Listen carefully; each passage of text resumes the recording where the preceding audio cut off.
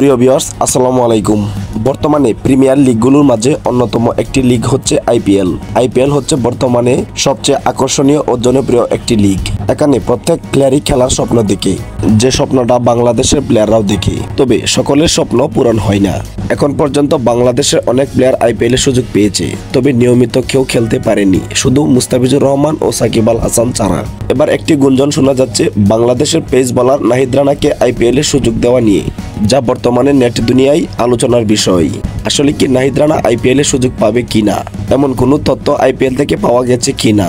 হ্যাঁ, এটা সত্য হতেও পারে যদি নাহিদ রানা ভারতের বিপক্ষে খেলায় ভালো পারফরমেন্স করতে পারে, কারণ যারা ভারতের বিপক্ষে ভালো পারফরমেন্স করে তাদেরকে আইপিএল এর সুযোগ দেওয়া হয়। এবার পালা হচ্ছে বাংলাদেশের বোলার নাহিদ রানার। তিনি যদি ভারতের বিপক্ষে ভালো পারফরমেন্স করতে পারে, তাহলে অবশ্যই তাকে আইপিএল এর সুযোগ দেওয়া হবে।